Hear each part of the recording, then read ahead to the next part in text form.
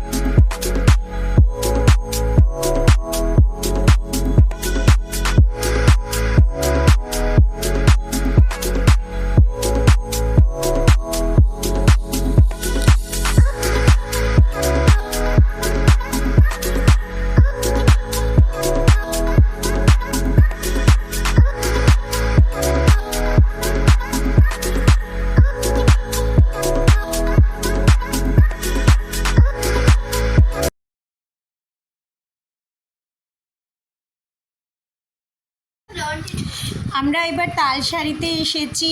তালসারিতে এখানে গাড়ি পার্কিংয়ের ব্যবস্থা রয়েছে, আগেই টোটো পার্কিংয়ে রেখে দেওয়া হয়েছে, কেন আর ভেতরে ইচ্ছে অ্যালাউ নয়।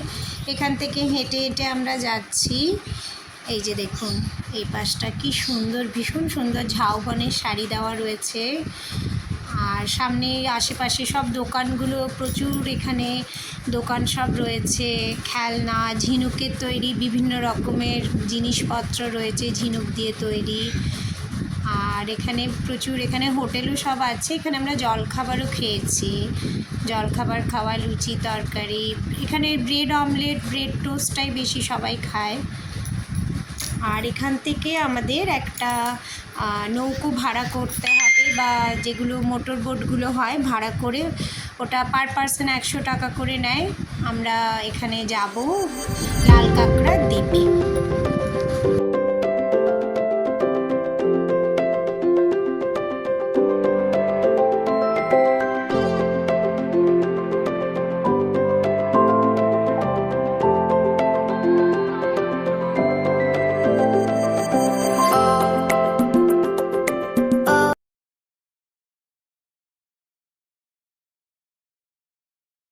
বিচের থেকে লাল কাঁকড়া দ্বীপ ভ্রমণ করে উদয়পুর সি বিচ। উদয়পুরটাকে বলা হয় ওয়েস্ট বেঙ্গলের গোয়া।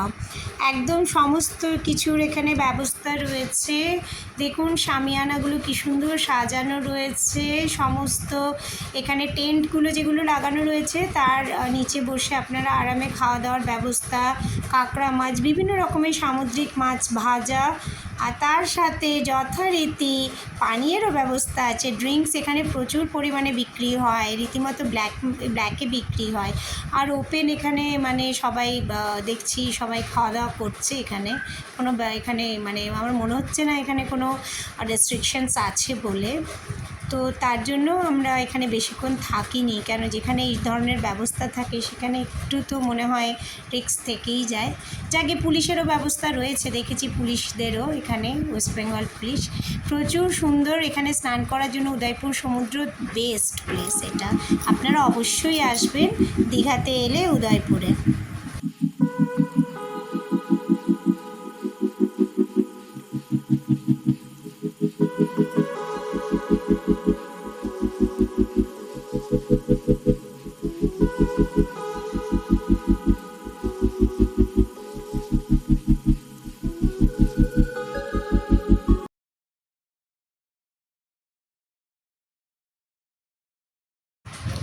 আজ আমাদের এখানে শেষ দিন, তৃতীয় দিন। আমরা উদয়পুর সি বিচ সমস্ত ঘুরে টুরে এসে গোপালকে নিয়ে এখানে স্নান করাতে নিয়ে এসেছি।